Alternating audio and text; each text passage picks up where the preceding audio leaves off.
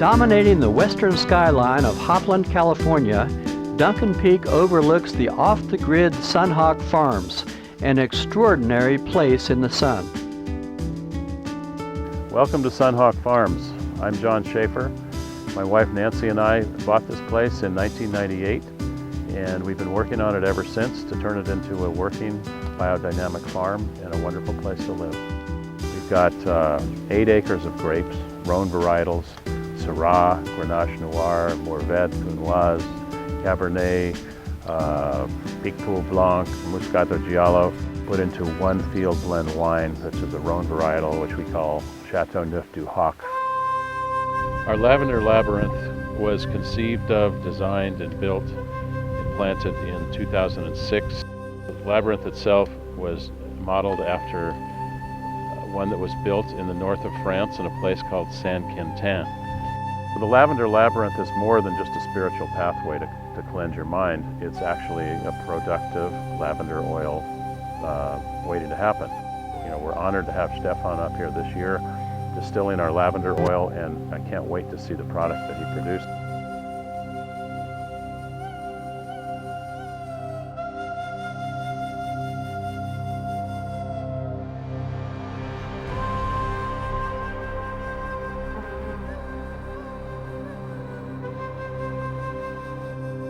Then we planted 14 acres of olive trees. They're all Tuscan varietals, Frantoio, Licino, Moriolo, Cortina, San Felice. And again, it's a field blend. Honestly, one of the most delicious olive oils you've ever tasted.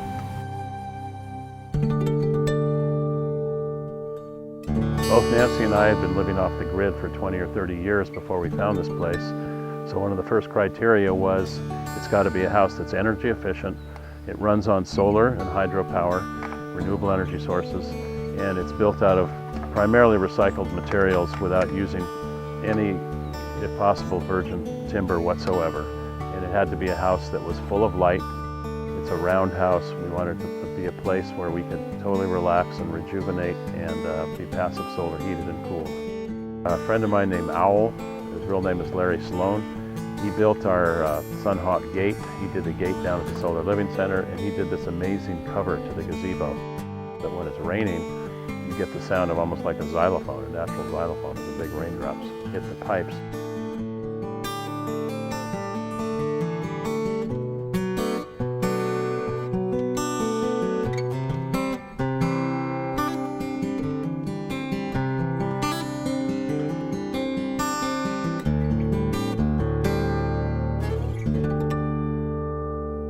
One thing that was important to us was to have a house that didn't have hard defined edges. We wanted a house that was round in the tradition of Native American houses, a house that brought calm and comfort and some spiritual sanctuary. To supplement the cooling of the house, we put in a rock storage system in the center of the house. Right in the core of the house, we dug down 10 feet, filled it with gravel, and ran 2 150-foot long culverts, each 12 inches. So we blow the air in, the cool air in through these solar fans, comes into the core of the house, and it cools it down to 67 degrees.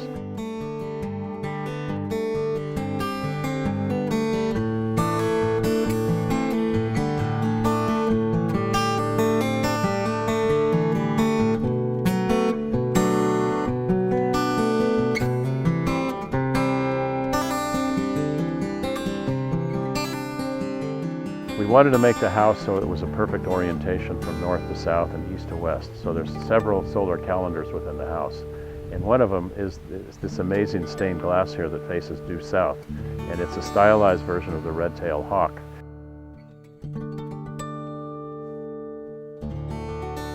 And up in the tower, there's 6 slots. So you can look through one slot from east to west. You can see when the summer solstice sun rises, when the winter solstice sun rises, and the equinox sun rises. On the other side, you can see the sunsets. So it's important to me to kind of exalt and celebrate the sun and see how each house becomes a living calendar for the cosmos.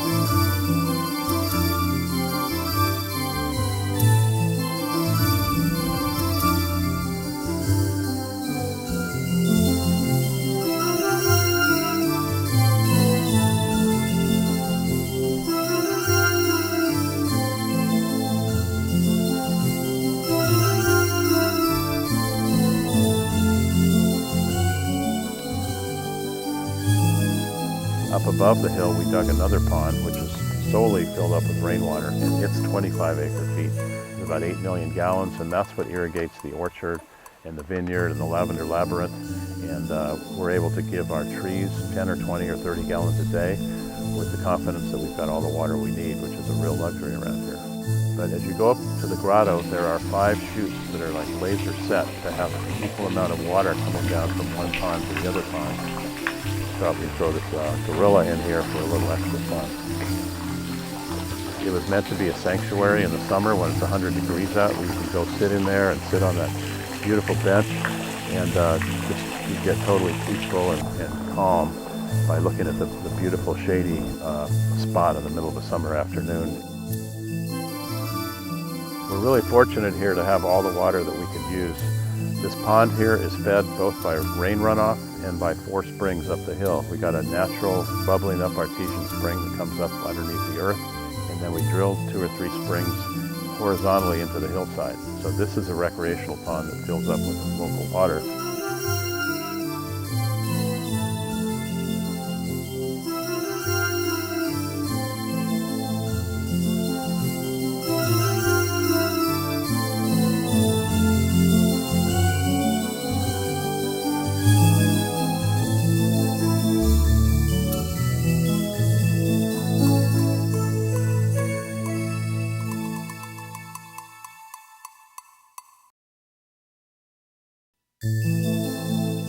To learn more about SunHawk Farms and to purchase olive oil, lavender oil, and hydrosol, go to our website and come visit us on Facebook.